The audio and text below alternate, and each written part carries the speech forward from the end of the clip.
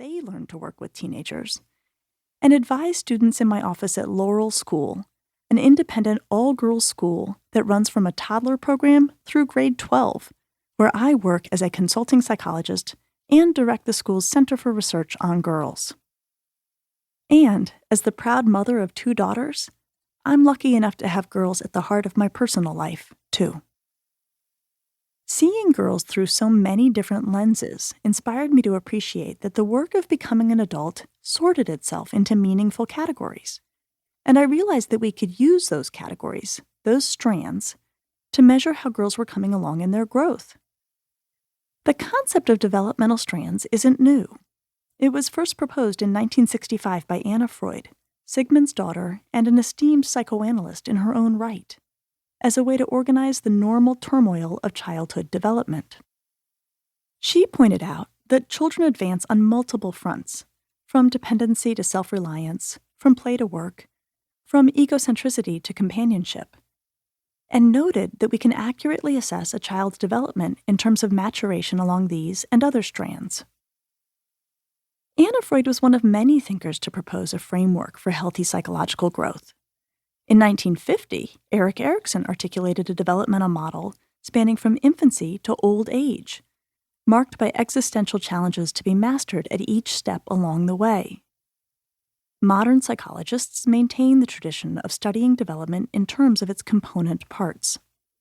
Today, we typically consider aging in terms of its physical, emotional, cognitive, and social facets.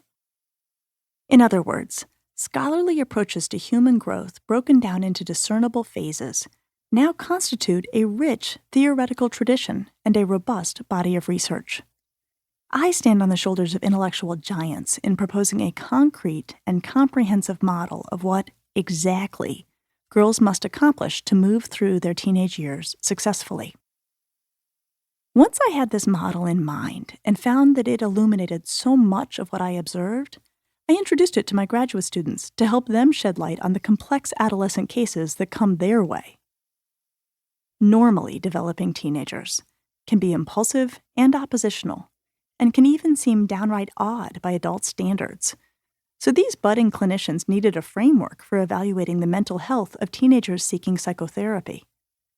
When we asked, along which strands is the teen progressing, struggling, or stalled, we could make order out of what looked like chaos and orient novice clinicians to the work they were learning to do. Thinking about girls in terms of the strands of teenage development is practical for professionals, but much more important, it allows parents to pinpoint the specific achievements that turn girls into grown-ups and make sense of familiar but confusing teenage behavior. Last year, your daughter may have happily participated in the children's games at your block party, but this year, she insists on hanging out with the adults while complaining that she's bored. What accounts for the shift? It might be that she has begun the work of parting with childhood, Chapter 1. And how do you understand the girl who was equally excited to buy a copy of The Economist for her model UN research paper and 3 copies of an Us Weekly magazine featuring her favorite boy band? Well, you're likely looking at her foray into entering the romantic world, Chapter 6. When you understand the important developmental work your daughter is doing, you'll fret less about some of her puzzling behaviors. Thinking in terms of developmental strands helps us to focus our energy where it's needed most. For example, your daughter may enjoy a loyal group of friends and have succeeded in happily joining a new tribe, Chapter 2. But she might neglect her schoolwork and need help planning for the future, Chapter 5. Perhaps she's aiming to play softball in college, but ignores the advice of her coaches. She may be committed to her goal, but that doesn't cancel out her trouble contending with adult authority, Chapter 4. Attending to the many domains of your daughter's development will keep you from letting her success in some areas distract you from her difficulty in others. And thinking in terms of strands allows us to weigh any one moment in a girl's life against her overall progress on the relevant developmental strand. Should you be worried about your daughter's meltdown when she loses a student council race? That will depend on whether she's usually pretty resilient or instead she's having a lot of trouble harnessing emotions.